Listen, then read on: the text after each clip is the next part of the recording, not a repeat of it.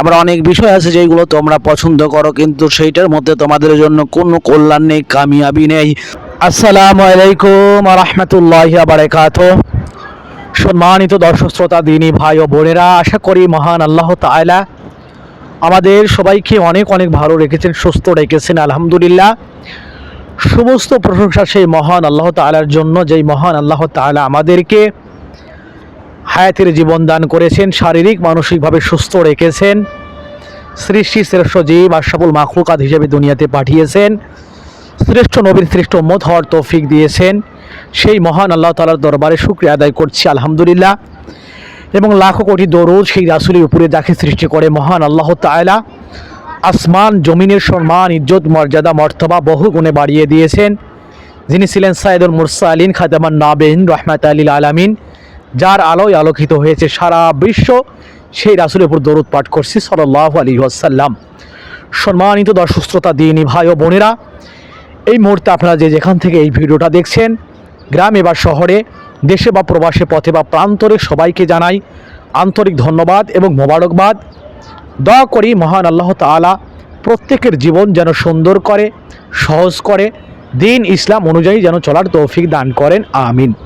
সম্মানিত দিনী ভাই ও বোনেরা, মহান আল্লাহ তাআলা মানব জাতির হেদায়েতের জন্য আমাদেরকে আল্লাহর রাসূলের মাধ্যমে, আমাদের কলিজার টুকরা রাসূলের মাধ্যমে আল্লাহ তাআলা আমাদেরকে কোরআন দান করেছেন। আল্লাহ রাসূল যখন দুনিয়া থেকে চলে যাবেন, এমতো অবস্থায় আল্লাহ রাসূল বলে গেছেন যে আমি তোমাদের মধ্যে দুইটা জিনিস রেখে গেলাম, যদি কোনো ব্যক্তি এইটাকে ধারণ করে, বাস্তব জীবনে প্রয়োগ ঘটায়, অর্থাৎ এই দুইটা জিনিস অনুযায়ী জীবন জিন্দেগি পরিচালনা করে, তো সে দুনিয়াতে হেদায়েত প্রাপ্ত হবে, দুনিয়াতে সুখ শান্তি সফলতা এবং কামিয়াবি অর্জন করবে, এবং আখিরাতে সুখ শান্তি সফলতা এবং কামিয়াবি অর্জন করতে সক্ষম হবেন। আর সেই দুইটা জিনিস হলো একটা মহাগ্রন্থ পবিত্র আল কোরআন এবং আল্লাহ রাসূলের সুন্নাত অর্থাৎ হাদিস।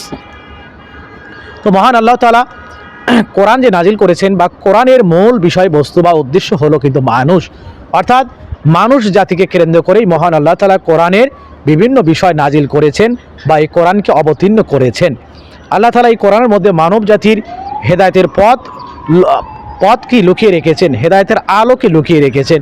আল্লাহ তাআলা কোরআনকে মানব জাতির হেদায়েতের পথ প্রদর্শক হিসেবে দুনিয়াতে পাঠিয়েছেন। এই কোরআনের মধ্যে আল্লাহ তাআলা মানব জাতির হেদায়েত কীভাবে আসবে এই বিষয়গুলো আল্লাহ তাআলা বিস্তারিতভাবে উল্লেখ করেছেন।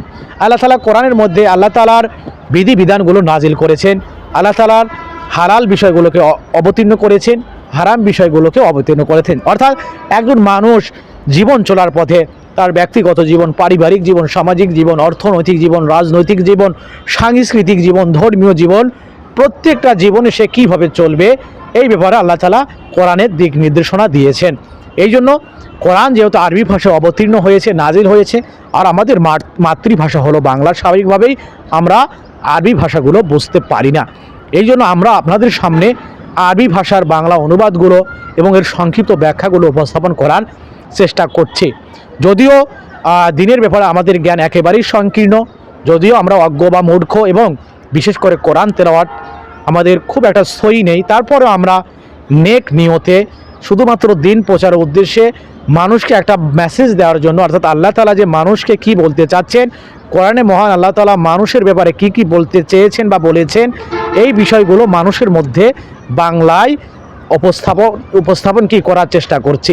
তো আপনাদের বিশেষভাবে অনুরোধ করব যে আপনারা বিশেষভাবে বাংলা অনুবাদ এবং সংক্ষিপ্ত ব্যাখ্যার দিকে বেশি মনোযোগ এবং গুরুত্ব দেওয়ার চেষ্টা করবেন, এবং আমাদের জন্য দোয়া করবেন আমরা যেন পবিত্র কোরআন সহিহ শুদ্ধভাবে তেলাওয়াত করে এর শাব্দিক বঙ্গা অনুবাদ এবং এর সংক্ষিপ্ত ব্যাখ্যাগুলো যেন আমরা সুন্দরভাবে, সুস্পষ্টভাবে এবং নির্ভুলভাবে আপনাদের সামনে উপস্থাপন করতে পারি।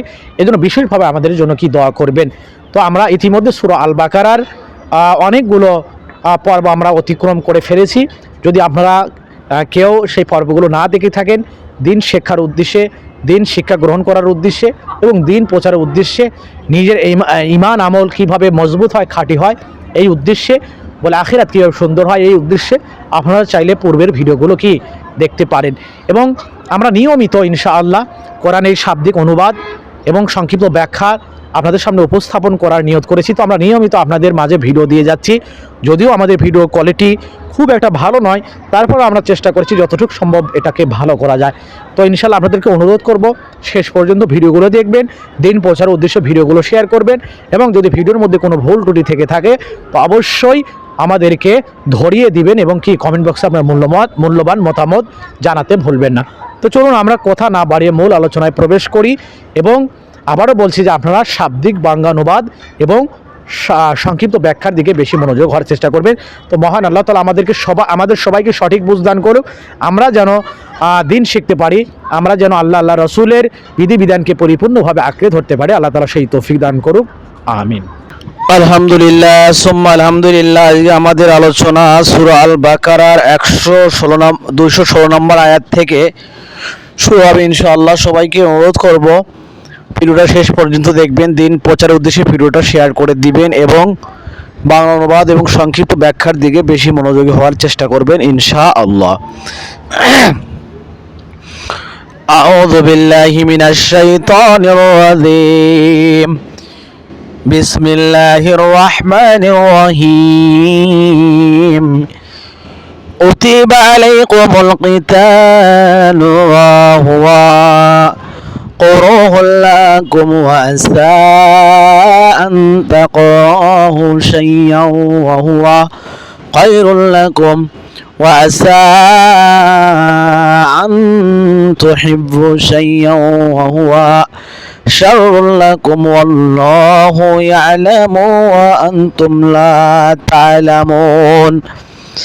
আর মহান আল্লাহ তাআলা ইরশাদ করেন, তোমাদের উপর লড়াইয়ের বিধান দেওয়া হয়েছে, অথচ তা তোমাদের কাছে অপছন্দনীয় এবং হতে পারে কোনো বিষয় তোমরা অপছন্দ করেছ, অথচ তা তোমাদের জন্য কল্যাণকর, আর হতে পারে কোনো বিষয় তোমরা পছন্দ করছো অথচ তা তোমাদের জন্য অকল্যাণকর, আর আল্লাহ জানেন এবং তোমরা জানো না।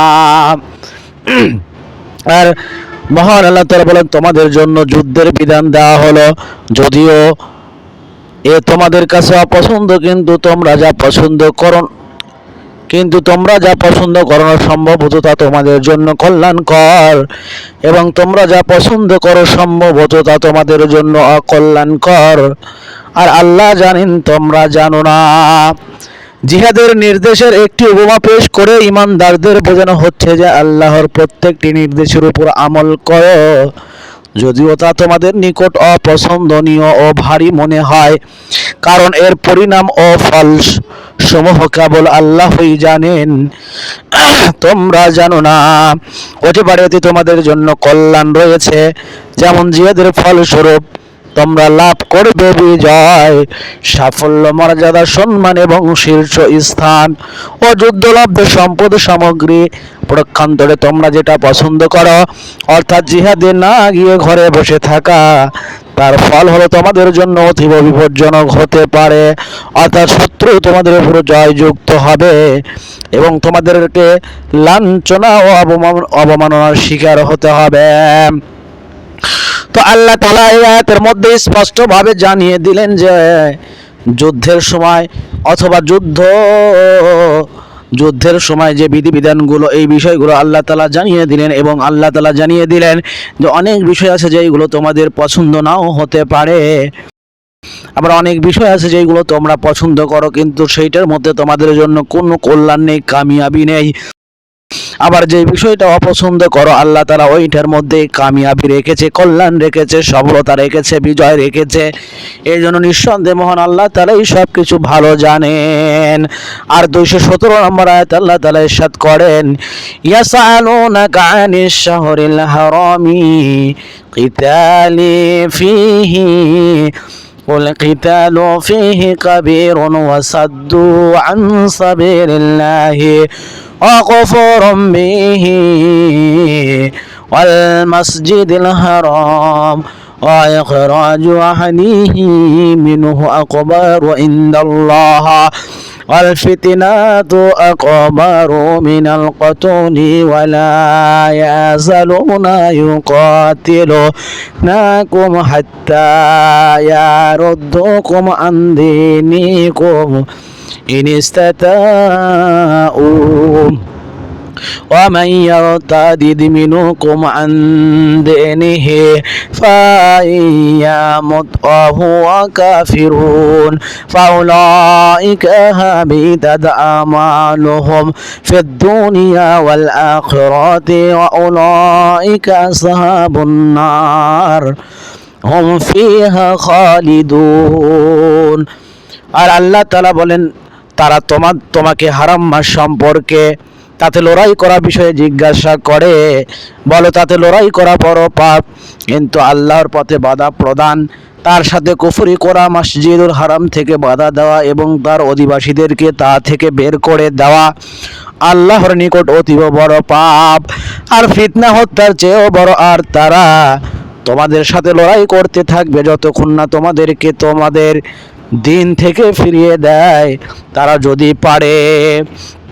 আর যে তোমাদের মধ্যে থেকে তার দিন থেকে ফিরে যাবে অতঃপর কাফের অবস্থায় মৃত্যুবরণ করবে, বস্তুত এদের আমল সমূহ দুনিয়া এবং আখিরাতে বিনষ্ট হয়ে যাবে এবং তারাই আগুনের অধিবাসী হবে, তারা সেখানে স্থায়ী হবে। অর্থাৎ পবিত্র বা নিষিদ্ধ মাসে যুদ্ধ করা সম্পর্কে লোকে তোমাকে জিজ্ঞাসা করে, বলো সে সময় যুদ্ধ করা ভীষণ অন্যায়, কিন্তু আল্লাহর পথে বাধা দান করা, আল্লাহকে অস্বীকার করা, মসজিদুল হারাম অর্থাৎ কাবা শরীফের পাশে উপাসনায় বাধা দেওয়া এবং সেখানকার অধিবাসীদেরকে সেখান থেকে বহিষ্কার করা আল্লাহর নিকট তদপেক্ষা অধিক অন্যায়। আর হত্যা অপেক্ষা ফিতনা অর্থাৎ শিরক ভীষণতর অন্যায়। যদি তারা সক্ষম হয় তাহলে যে পর্যন্ত তোমাদের সুপ্রতিষ্ঠিত ধর্ম থেকে তোমাদেরকে ফিরিয়ে না দেয় সে পর্যন্ত তোমাদের বিরুদ্ধে যুদ্ধ করতে থাকবে, পরন্তু তোমাদের মধ্যে যে কেউ নিজ ধর্ম ত্যাগ করে এবং সে সত্য প্রত্যাখ্যানকারী অর্থাৎ কাফের রূপে মৃত্যুবরণ করে, তাদের ইহকাল এবং পরকালের কর্ম নিষ্ফল হয়ে যাবে, তারাই দোজখবাসী, সেখানে তারা চিরকাল থাকবে। রজব, জিলকদ, জিলহজ এবং মুহররম এই চারটি মাসে জাহিলিয়াতের যুগেও হারাম অর্থাৎ পবিত্র, নিষিদ্ধ বা সম্মানীয় মাস মনে করা হতো। এই মাসগুলোতে লড়াই যুদ্ধ অপছন্দনীয় ছিল। ইসলামও সেই সম্মানকে বজায় রাখল। নবী করিম সাল্লাল্লাহু আলাইহি সাল্লামের জামানায় এক মুসলিম সৈন্য দলের হাতে একজন কাফের নিহত হয় এবং কিছু লোককে বন্দী করা হয়। মুসলিম এই দলটি অবগত ছিল না যে রজব মাস শুরু হয়ে গেছে। কাফেররা মুসলিমদেরকে গঞ্জনা দিতে লাগলো যে হারাম মাসের সম্মানেও এরা খেয়াল করে না। এই ব্যাপারে আয়াত নাজিল হয় এবং বলা হয় যে অবশ্যই হারাম মাসগুলোতে যুদ্ধ করা মহাপাপ, কিন্তু হারামের দোহাই তাদের নিজেদের কর্মের প্রতি দৃষ্টি পড়ে না, অর্থাৎ এরা তো এর যুদ্ধের থেকেও বড় অপরাধী। এরা আল্লাহর পথ এবং মসজিদে হারাম থেকে লোকদেরকে বাধা দেয় এবং সেখান থেকে মুসলিমদেরকে বাহির হতে বাধ্য করে। এছাড়াও কুফরি এবং শিরক হত্যার চেয়েও বড় পাপ। কাজে ভুলবশত যদি 1-8টা হত্যা হারাম মাসে মুসলিমদের দ্বারা হয়েই থাকে তাতে কি এমন হয়েছে এই নিয়ে হাঙ্গামা করার পরিবর্তে তাদেরকে নিজেদের কুকর্মসমূহের প্রতি দৃষ্টিপাত করা উচিত। তারা যখন নিজেদের অপকর্ম চক্রান্ত এবং তোমাদেরকে মুরতাদ করার অর্থাৎ দিন থেকে ফেরানোর প্রচেষ্টা থেকে ফিরে আসার পাত্র নয়, তখন হারাম মাসের কারণে তোমরা তাদের সাথে মোকাবেলা করা থেকে কেনই বা বিরত থাকবে? যে দিন ইসলাম থেকে ফিরে যাবে অর্থাৎ মুরতাদ হয়ে যাবে তওবা না করলে তার পার্থিব শাস্তি হলো হত্যা। হাদিস আছে যে তার দিন পরিবর্তন করে ফেলেছে তাকে হত্যা করে দাও, বুখারী 3017 নম্বর হাদিস। আর আয়াতে তার পারলৌকিক শাস্তির কথা বলা হয়েছে। এ থেকে পরিষ্কার হয়ে যায় যে ঈমান থাকা অবস্থায় কৃত নেক আমল সমূহ কুফরি করা ও দিন থেকে বিমুখ হওয়ার কারণে মূল্যহীন হয়ে যায় এবং যেভাবে ঈমান আনার পর মানুষের বিগত পাপ মার্জিত হয়ে যায় অনুরূপ কুফরি করা এবং মুরতাদ হয়ে যাওয়ার কারণে সমস্ত নেকি বরবাদ হয়ে যায়। তবে কোরআনের বাগধারা থেকে ফুটে ওঠে যে তার আমল বরবাদ তখনই হবে যখন তার মৃত্যু হবে কুফরির উপর। প্রক্ষান্তরে যদি সেও মৃত্যুর পূর্বে তওবা করে নেয় তাহলে এরকম হবে না, অর্থাৎ মুরতাদের তওবা গৃহীত হয়। তো আল্লাহ তাআলা 218 নম্বর আয়াতে ইরশাদ করেন, ইন্নাল্লাযীনা আমানু আল্লাযীনা হাযারু وجاهدوا في سبيل الله أولئك يرجون رحمة الله আল্লাহু গফুরুর রহিম। আর নিশ্চয় যারা ঈমান এনেছে এবং যারা হিজরত করেছে এবং আল্লাহর রাস্তায় জিহাদ করেছে তারা আল্লাহর রহমতের আশা করে, আর আল্লাহ ক্ষমাশীল এবং পরম দয়ালু। অর্থাৎ নিশ্চয় যারা বিশ্বাস করে এবং আল্লাহর পথে ধর্মের জন্য হিজরত তথা স্বদেশ ত্যাগ করে এবং জিহাদ তথা ধর্মযুদ্ধ করে তারাই আল্লাহর দয়ার আশা রাখে এবং আল্লাহ চরম ক্ষমাশীল এবং পরম দয়ালু। এই আয়াতের মধ্যে কিন্তু মহান আল্লাহ তাআলা ঈমানের সাথে সাথে হিজরতের এবং আল্লাহর রাস্তায় জিহাদের ব্যাপারে উল্লেখ করে দিয়েছেন। ঈমান আনার সাথে সাথে যারা হিজরত করে আল্লাহর রাস্তায় জিহাদ করে দিনকে কায়েম করার জন্য, দিনকে দুনিয়ার বুকে প্রতিষ্ঠিত করার জন্য, দিনের কালেমার পতাকাকে সারা দুনিয়ার মধ্যে ছড়িয়ে দেওয়ার জন্য এইভাবে যারা জিহাদ করবে, হিজরত করবে, দেশ ত্যাগ করবে, তো আল্লাহ তাআলা বলেন এবং তারা কি রহমতের আশা করে, আর আল্লাহ তাআলা তাদের ব্যাপারে ক্ষমাশীল এবং পরম দয়ালু। আর আল্লাহ তাআলা 219 নম্বর আয়াতে ইরশাদ করেন, ইয়াসআলুনাকা আনিল খামরি ওয়াল মাইসিরি কুল ফীহিমা ইসমুন কাবীরুন ওয়া মানাফিউ লিন-নাস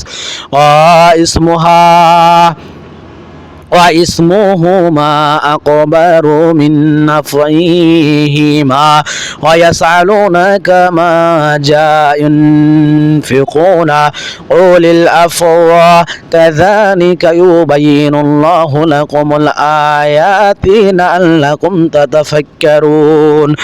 আর আল্লাহ তাআলা বলেন, তারা তোমাকে মদ এবং জুয়া সম্পর্কে জিজ্ঞাসা করে, বলো এ দুটোই রয়েছে বড় পাপ এবং মানুষের জন্য অপকার, আর তার পাপ তার উপকারিতার চেয়ে অধিক বড়। আর তারা তোমাকে জিজ্ঞাসা করে তারা কি ব্যয় করবে, বলো যা প্রয়োজনের অতিরিক্ত। এভাবে আল্লাহ তোমাদের জন্য আয়াতসমূহ স্পষ্ট বর্ণনা করেন যাতে তোমরা চিন্তা করো।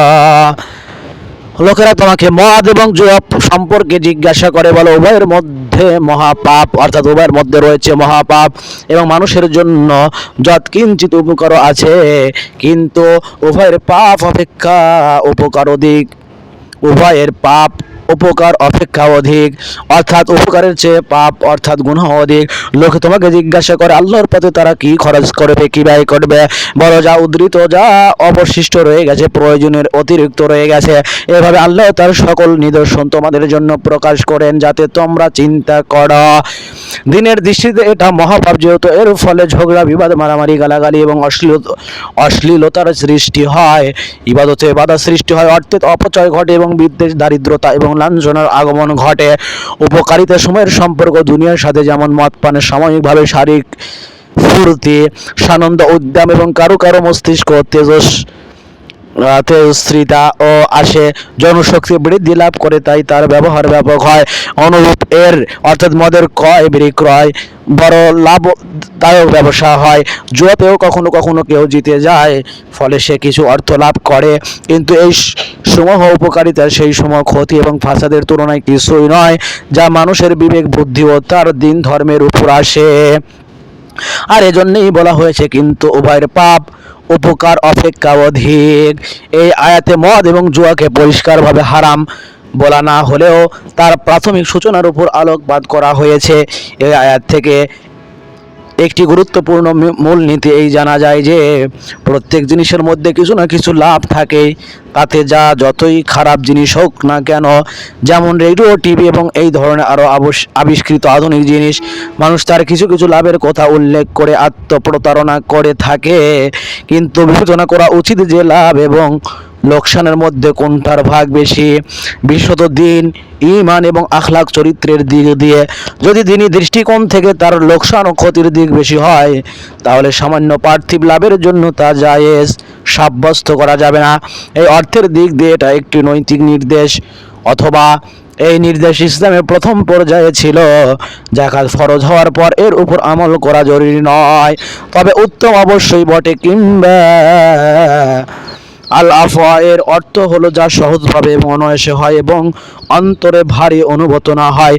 ইসলাম অবশ্যই আল্লাহর পথে ব্যয় করার প্রতি বড় উৎসাহ প্রদান করেছে, তবে এ ব্যাপারে মধ্যপন্থার খেয়াল রেখে প্রথমত স্বীয় অধীনস্থ ব্যক্তিদের দেখাশোনা এবং তাদের প্রয়োজন পূরণকে প্রাধান্য দেওয়ার নির্দেশ দিয়েছে।